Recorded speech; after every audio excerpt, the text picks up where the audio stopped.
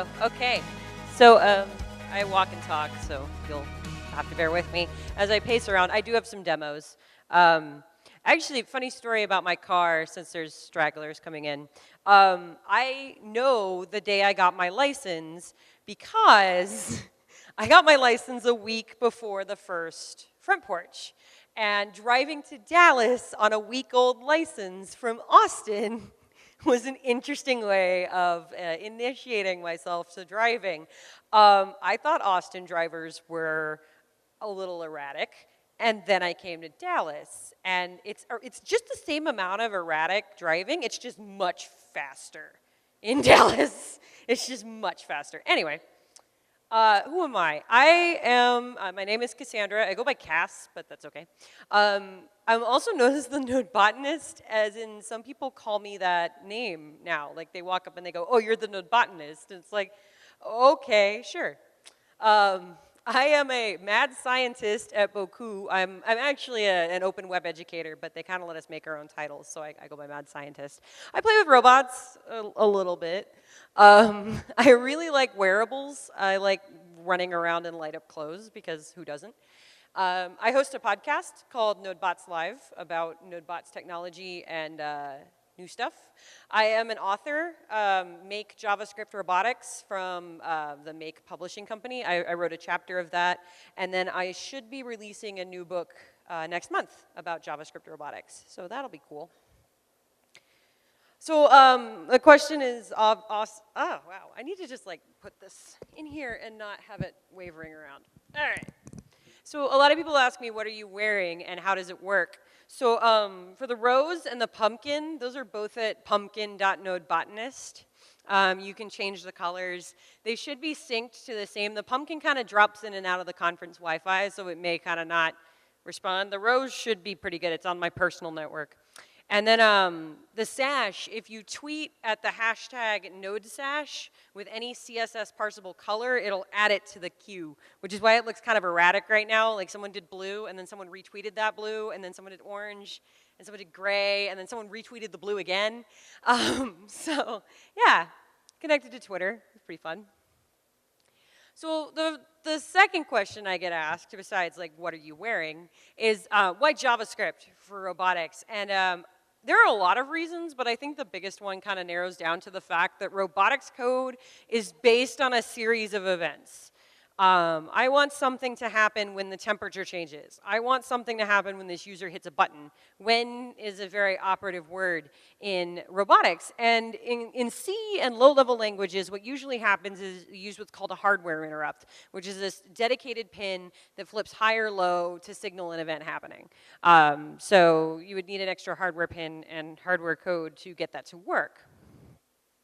But meanwhile, in the meantime, JavaScript is really, really great at events. We're really good at this stuff. We've got that handled. And so we could write JavaScript robotic systems without having to worry about extra hardware interrupt pins. And you probably already know and like JavaScript. And if you don't like JavaScript, I refer you to that GIF because, you know, haters gonna hate. Node.js has a real good friendship going on with Internet of Things and hardware. There is a working group for Node hardware. I'm a member of that working group. I think we have something like 35 people on the working group trying to make Node run on hardware even better than it does now. Several platforms already support Node natively. If you have a Raspberry Pi or a BeagleBone or any computer that runs Linux on an ARM architecture, chances are Node runs on it and can manipulate the GPIO of that system. And events in PubSub and Node servers go hand in hand. It's really easy to match up your favorite Node framework with whatever hardware you happen to be working with at the time. Nodebots is a very inclusive community that I find is not as applicable to other languages or hardware in general. Hardware tends to be very male-dominated, very much like how many degrees do you have and how many theses have you written. Whereas Nodebots is very much beginner-friendly is the way I like to phrase it. And there's some really great people Rockbot, who's Raquel Velez, Noopcat, I don't know how she pronounces it, but Suze is really great. Rick Waldron's pretty cool. And for all the ladies and femme types out there, there are so many in Nodebots, it's great. I can, more than any other community I've been in, I can name a bunch of influential women in the movement of the community in Nodebots faster than any other community I can think of. So there are many facets and projects that make up Nodebots. So the definition of a Nodebot is a piece of hardware that in one way, shape, or form or another runs JavaScript. So all of my wearables are Nodebots. All of the bots I'm going to show you today are Nodebots in that they run JavaScript in one way or another. They may not completely be JavaScript driven, but they need to have JavaScript in some form or another. One of the most well-known parts of the Nodebots movement is Johnny 5. Johnny 5 is a framework written for Node where you write their code once and you can run it on just about any microcontroller. And I'll show you what I mean by that in a moment.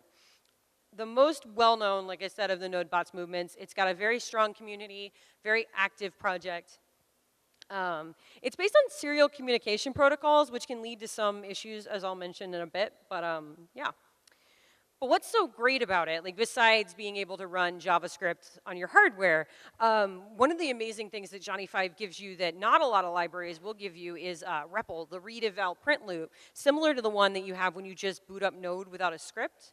Having a REPL in hardware is ridiculously powerful and something that doesn't happen in a lot of other languages. You can use the serial communication platform with straight up Arduino, but you have to code for that, whereas Johnny 5 has the REPL built in for you. And I'll demonstrate that when I do my demo, which is right now. So bear with me. So I'm going to, there's a project right here. I'll put my webcam on it in a moment as well. I've got a temperature sensor and an LED wired up to an Arduino Uno, which is a microcontroller.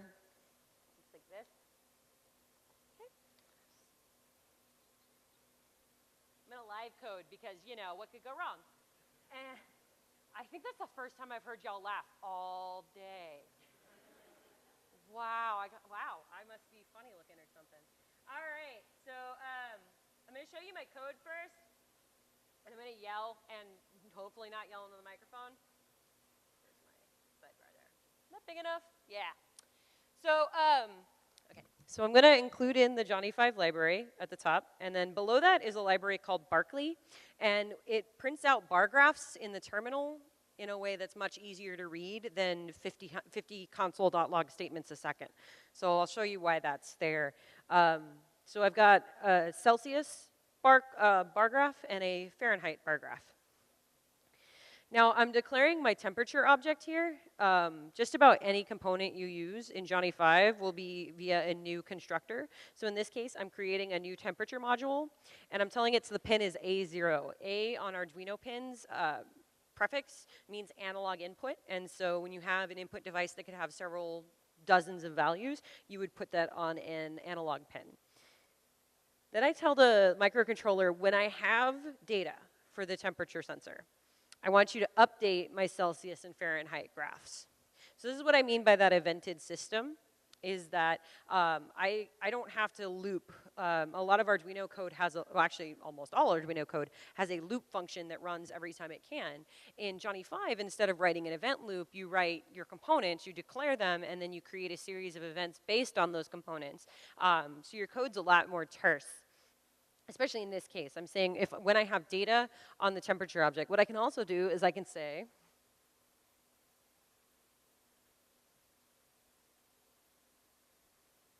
when the temperature changes to fire this event, instead of just when I have new data, only inform me when that data has changed. So below that, I've created my LED object, and then I've called this function this.repl.inject. And what that does is it gives me access to the LED from the REPL. So first I'm going to show you the bar graphs, because the bar graphs and the REPL don't play 100% nicely together. So first I'm going to show you the bar graphs.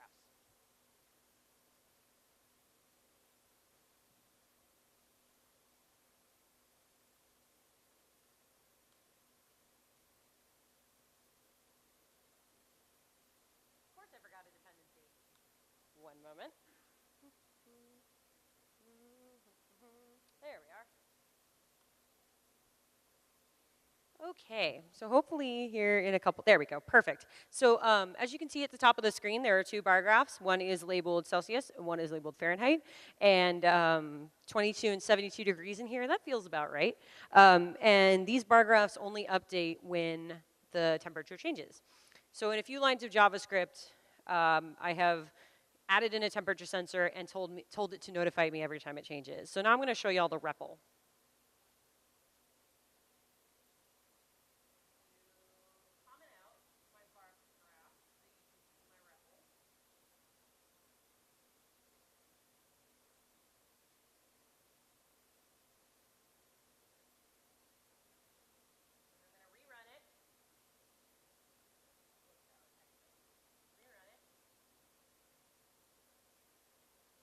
Okay, so while that's loading, it doesn't look like it did anything, and that's fine because it really didn't. But what I have now, because I ran this .REPL inject with LED, I now have access to my LED component inside this REPL. That looks like a lot of information, and that's because Johnny 5 does keep a lot of information for you. But what I'm going to do is I'm going to show you all bits of the LED API through the REPL. So as you can see, the LED has turned on because I called LED.on. I have plugged this LED into what's called a PWM pin, which simulates varying levels of power by shifting between high and low very, very fast. This means I can set the LED to different brightnesses, so I'm going to do that.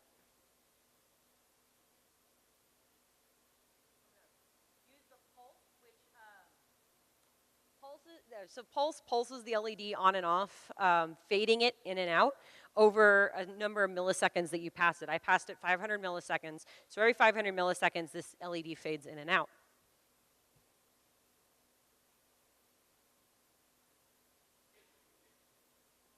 And then call LED.stop, which stops the animation, and then chain it with .off, which turns the LED back off.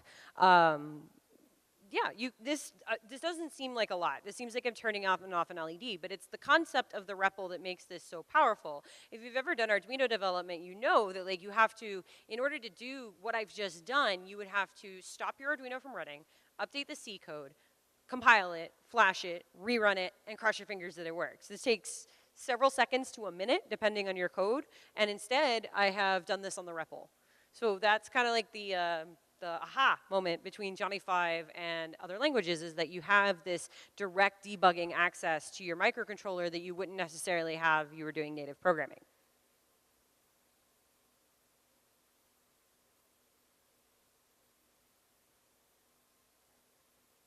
So that's cool. I made an LED flash, you know, that's cool. But can we get more complex than that? And my answer to that is meet your new robot overlords. So this is a video from a Nodebots user who didn't do robotics until about 2013. He came to Nodebots Day Austin in 2013. His name is Donovan, and he built this in the 2 years that he's been doing Nodebots. This is a hexapod, has 6 legs, and he is using what is called a leap motion input controller, and he is moving the bot around. Now, what's really impressive about this demo is Donovan wrote what's called an inverse kinematic solver in JavaScript to make this work. So what a kinematic solver is basically the ability to translate angles of an arm or a limb into a point in space. Like you could say my index finger is at 333, some arbitrary coordinate. What an inverse kinematic solver is it takes the point that you want to have the limb point to and then converts it to angles of servos. So basically, if my finger is still pointing at 333, the inverse kinematic solver would say, okay, her wrist is at this degree, her elbow is at this degree, and her shoulder's at this degree. It's an impressive amount of code, and Donovan went from not being able, actually, I think he has a little bit of robotics experience before. I'm not, I'll have to ask him. But I do know he wrote all of that, and the animation library for Johnny 5, which allows you to move limbs smoothly and in time. You can get very complex with your Johnny 5 applications. Definitely check out DTEX's work. Donovan does some really, really cool stuff. The small problem I've had with Johnny 5 is the tethering problem. So because Johnny 5 is based on serial communication, you have to have a tether to the computer that's running the code. If I tell the LED to pulse and then I disconnect the data line from my computer, the LED won't know what to do next. which for wearables can be tricky. I really don't want to wear anything more than a regular microcontroller. I don't want to wear a computer. I don't want to have to carry my laptop around with me everywhere I wear this outfit. So, and yeah, it's about as miserable. Like, just keeping the pumpkin on the Wi-Fi makes me about as miserable as those cats. Like, having to reset it every talk or so. Yeah, and those cats are just miserable. Like, oh, dang, I feel bad. Anyway, so I wrote a library called BabbleBots. And what BabbleBots does is it writes what I call a thin client. So a thin client, which is what's running the pumpkin, what's running the rose, what's running the sash, is a library in the native language of the microcontroller that merely takes requests from an HTTP client and emits events to an HTTP client. And that's it. So basically, if it's got a sensor, all it does is emit sensor data. And if it's got neopixels, all it does is has a function that takes in colors and spits out those colors on the microcontroller. That is what I refer to as a thin client. I've written lots of thin clients. I do know my way around C and Squirrel, which is the language the Sash's microcontroller is written on. I'll show you what Squirrel looks like in a little bit. And so yeah, instead of writing C or Squirrel, I wanted to write JavaScript. And I realized that you could declare a build for a thin client fairly easily. You could say, okay, I'm going to have this many neopixels on this pin, and I want to be able to control them, right? So what BabbleBots does is it takes a declarative JS file. This is those exact things. I have this component on this pin, and I want this thing to happen, and it spits out a thin client for you. That way, you can write a Node server that waits for requests from the HTTP server running on the microcontroller, and then that way, you can just write Node all the way through. You don't have to write any C. BabbleBots is in a very early alpha.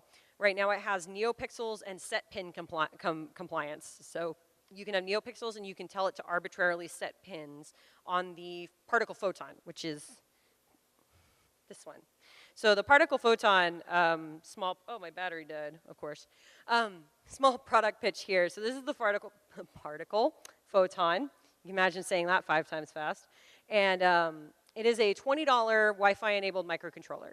So you can get one of these for $20. They're pretty easy to get started with, and with things like BabbleBots and Johnny 5, you can write them in JavaScript. So neat little product there. I don't work for them or get free stuff for saying that. I just wanted to let y'all know. So the demonstration I had in mind, I can still do this. I can power this with USB. I'm going to show you all how BabbleBots works by recompiling the thin client for my rows and reflashing it on stage. All right, so I'm going to do that. First, I need power because my battery died. I'm going to plug it into my laptop. And it's finding the internet. While it's doing that,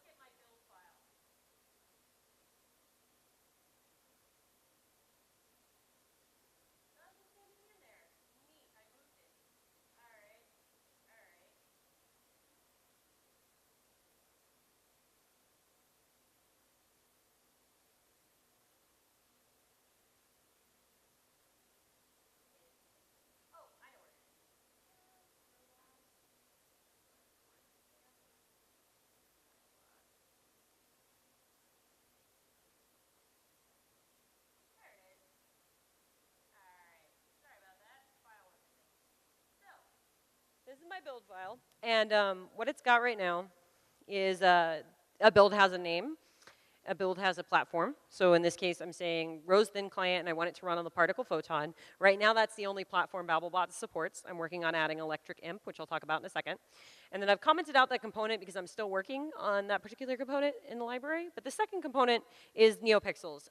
If you've never heard of neopixels, all of the RGB LEDs I'm wearing or are in a pumpkin or usually what I'm carrying around are neopixels. They are done by a company called Adafruit, which does a lot of really cool open source hardware work. And so basically when I say neopixel, I'm referring to the RGB LEDs. I've set the pin to be data D3. That's a D3 pin that's on this little core. You can see it because it's marked with tape. I've got some options, a length of 7. There are 7 RGB LEDs clumped into this rows. So I've got a length of 7.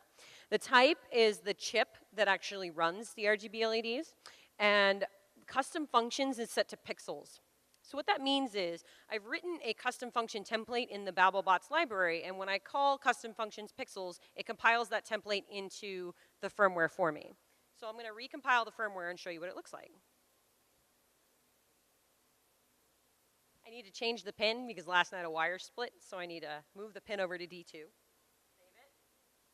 Go onto my terminal, and I'm going to run BabbleBot on pinroseclientbuild.js. And as you can see, it's written an INO file, which is the file that the spark photon or the particle photon will recognize. And then it's got some warnings. That's because the C++ library that it needs to include with it were already there. And it's just alerting me, hey, I didn't update them. They were already there. If I go in, and I look at this. Yeah, that's definitely some C right there. Basically, this is the C program that I will load onto my rows in a moment.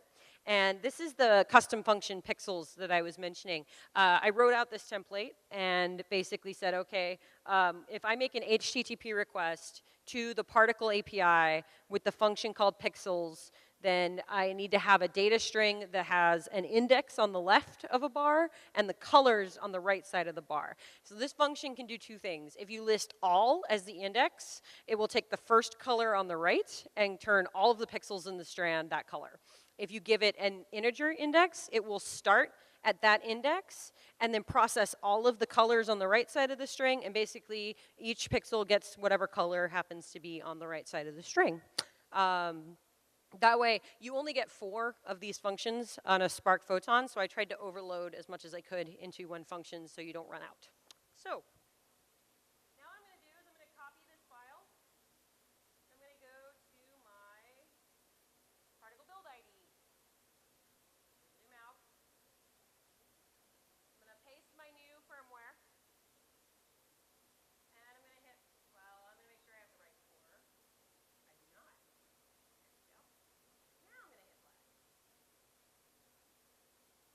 And so now, this is another neat thing about the Photon library.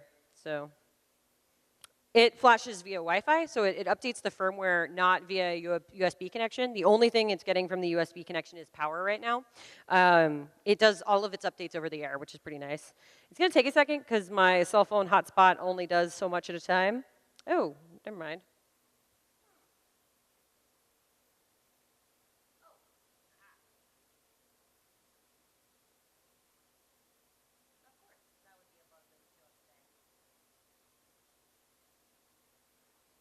All right, just a minor compile issue.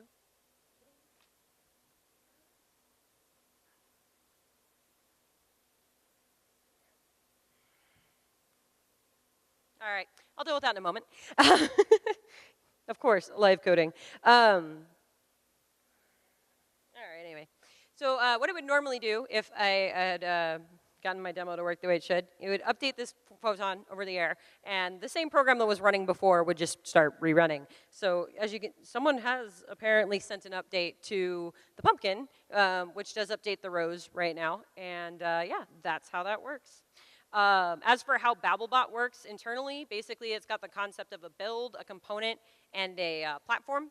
So the build in this case would be the rows, the platform is the photon, and the component is the neopixels. And so basically it uses EJS templates to say, okay, if I have this component on this platform, this is what the code looks like.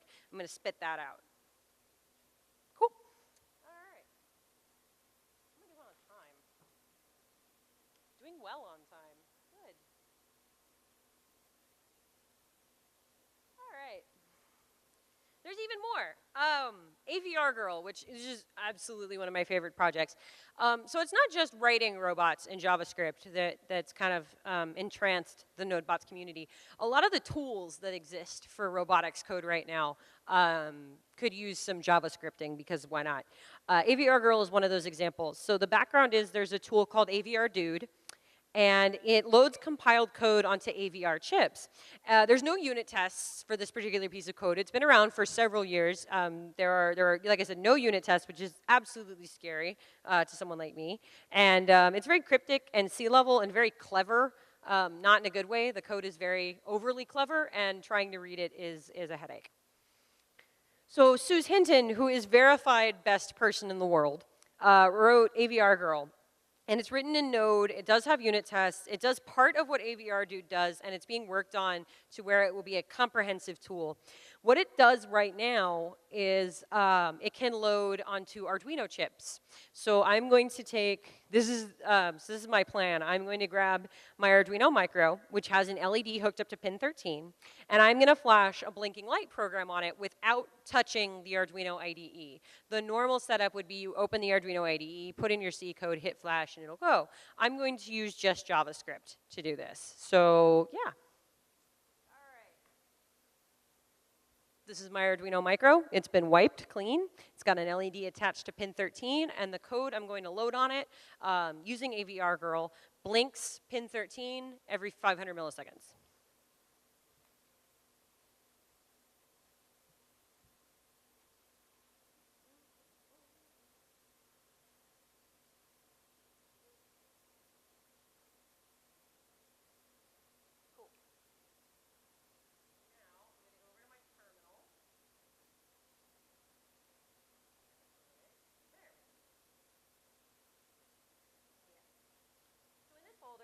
In this folder, I've got two pre-compiled sets of code. One is Blink and one is Standard Fermata. Standard Fermata is what Johnny 5 uses. So the installation process for Johnny 5, this is part of the reason AVR Girl exists. The installation process for Johnny 5, a library that says don't use the Arduino IDE anymore. Step 1 of the installation process used to be download the Arduino IDE so you can get Standard Fermata on your chip so Johnny 5 will work. With AVR Girl, we don't need that anymore because now I can do this.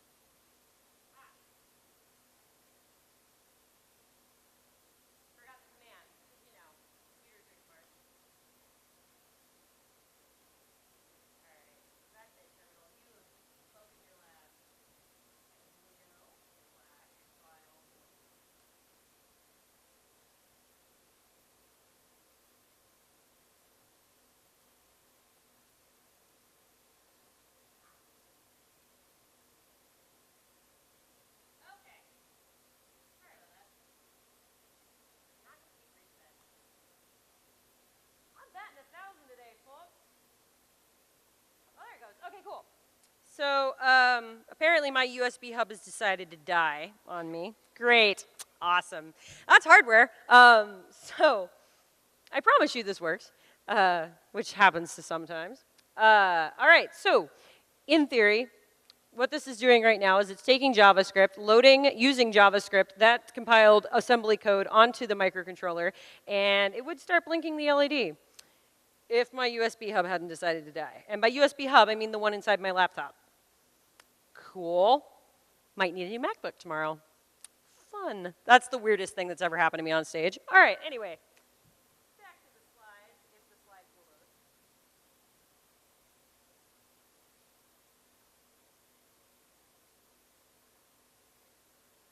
Okay, good. This doesn't require USB. So Electric Imp is another platform that allows you to write Node and still control hardware.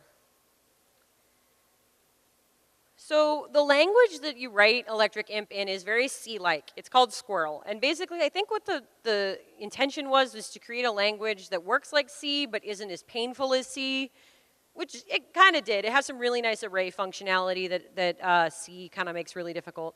It does come paired with some really cool cloud services, which are running the belt, which is still on, right? I'm not like completely losing it. Good. All right. So the demo. If you have Twitter, go ahead and load it up if you want. So what I've got is I've got a server running that watches Twitter for this hashtag, which looks like y'all have been using. Awesome. So glad this demo works. So Electric Imp gives you the idea of an agent and a device. An agent is an HTTP server running on their servers, and the device is the actual Electric Imp, which is inside the belt here. So you can see on the well, you can't really see. Let me see if I can make that bigger.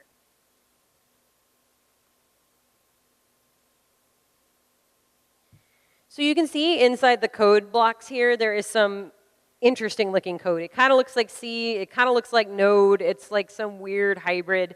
That's Squirrel. And so what I've got on the right side is my thin client for the device, which does a couple things. Mostly it just takes in colors, converts them from hex to an RGB value, and then maps rows and columns of the belt to an index, because this is one long string of RGB LEDs. There's not one pin for each of these, it's just one long string. And so it looks kind of like a snake in practice, and so what I needed to do was say, okay, I want this row and this column number, and that function converts that into, okay, that's index 52 of the 256 LED index. And on the left side is a very thin Node server that just says, okay, when I get a request, take the query parameter color and add a block of that to the belt. So there's 6 or 8 blocks that go across the belt. So how this works from y'all's perspective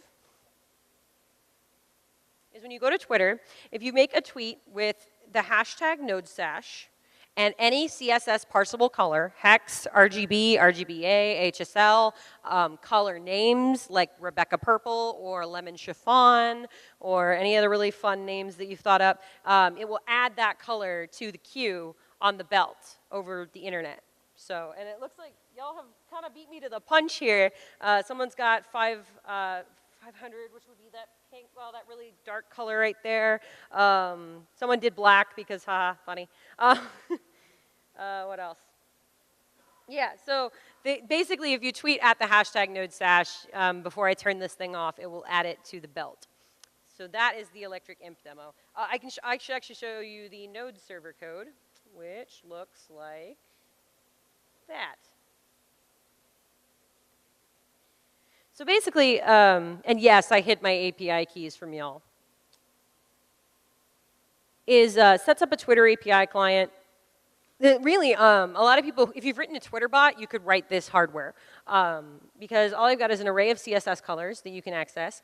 And then basically, it's watching Twitter and polling for any time someone uses the hashtag NodeSash. And then when it gets those tweets, it uses regular expressions to match out hex, HSL, RGBA, and the CSS color names, like I mentioned earlier, logs the color, and then makes a request to my Electric Imp agent, which I showed you running in the IDE, with just that color. So I jokingly say this Nodebot is 98% JavaScript, because all of the connecting to Twitter, all of the color parsing, all of that is all done in JavaScript. I just have a thin client running in Squirrel on the Electric Imp side to actually take the color in and spit it out on the hardware. Same for the pumpkin and the rose. They're both running an HTTP client where the Node server does all of the processing for the color and simply hands it off to the Photon C-level code only to say, this is the color, and here's the strip. Like, go put the color on that NeoPixel strip. So 98% JavaScript. And with BabbleBots, you don't even have to touch any C. You just write your package.json, or well, sorry, your JSON package. Got NPM terminology mixed up in there. You write your JavaScript package to declare your build, and it spits out the C for you.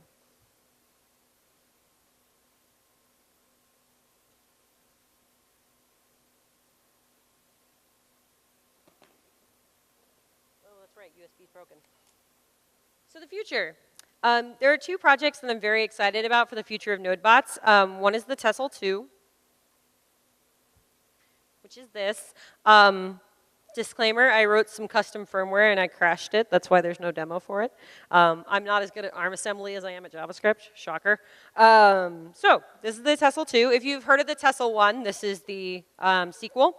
It runs Linux on an ARM architecture and then abstracts out that underpinning architecture and allows you to write straight Node 4.0. It'll be 4.0 compatible, so you'll be able to write ES6, JavaScript, and not have to worry about thin clients, not have to worry about tethering. It's got a Wi-Fi chip on the board, so you'll be able to connect it to the internet.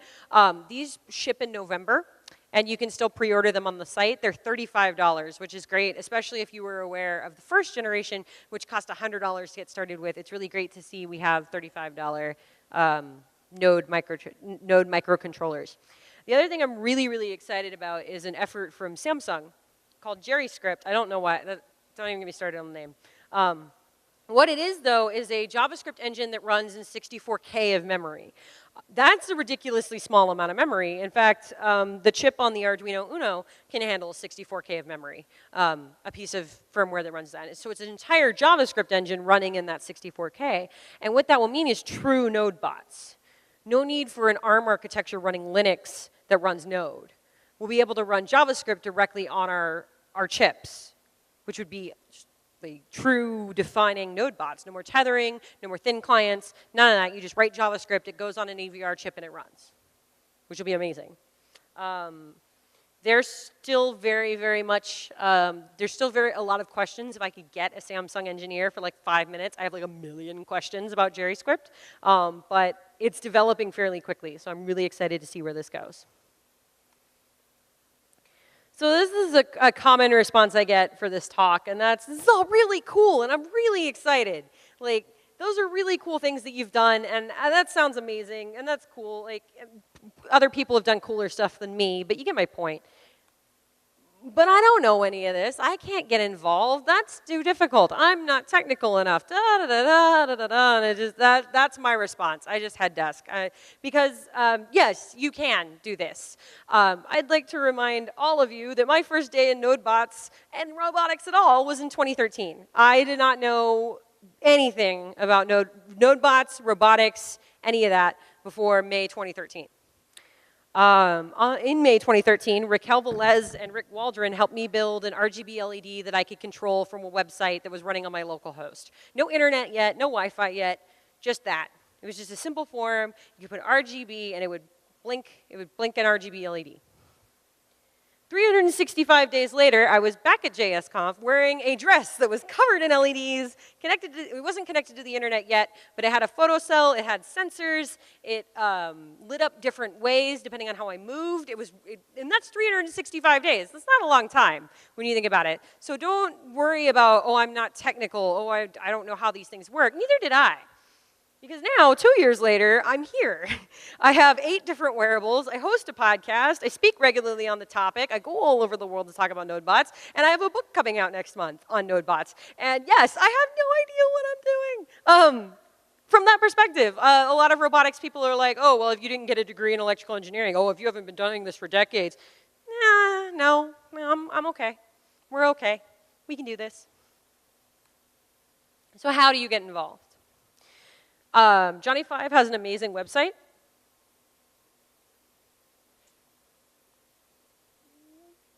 It's even responsive, really. So johnny5.io. And this is what I mean by write once, run everywhere. These are the platforms that Johnny 5 supports. You write the same piece of code, you change the pin numbers, and you can run your code on all of these devices. Every single one. This is a majority of the popular microcontrollers that are out there today, including the Tessel 2. While the Tessel 2 will run Node straight up, there will be a Johnny 5 wrapper for it, if you want to use your Johnny 5 code on a Tessel 2. We support over 40 platforms right now. With Johnny 5, and so yeah, write once, run everywhere. Not applets, but like actually runs everywhere. No one likes making fun of Java, really? Wow. Oh. All right. I can tell you're all tired. So you build a blinking LED. And then you share it. I don't care if it's a blinking LED. I don't care if it was 5 lines of code. Be proud of what you built. You've built something amazing. Share it. Join us on the Johnny 5 Gitter channel. Ping me at Nodebots. I show off people's creations as often as I can get a hold of them. Add a sensor to your blinking LED. Make it get brighter if it's hotter outside, or change it to an RGB LED and make it turn blue if it's cold and red if it's hot, right? And then share it again. Then add something else and share it again.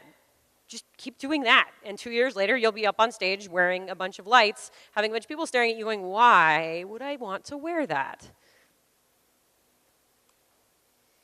Another good way to get involved is Nodebots Day. It's in July of every year. So we just did 2015's this July, but a very active community runs that event, and it's worldwide. So in your city, I believe Dallas had one this year. I know Austin did because I ran it, and I know Houston did. And so if there's not one in Dallas, let me know. I'll help someone who wants to organize it. It's way easier than it sounds. So keep an eye out in May or June. That's usually when the organizers from the different cities start to get together, share ideas, and get started on this year's. Thank you for listening. I'm Kassandra Perch. You can email me at @thenodebotanist, and my Twitter handle is nodebotanist, and that's my favorite GIF of all time, just because that cat is obsessed with that banana, and I can't figure out why. It's like meditative for me to stare at that cat just being obsessed with that banana.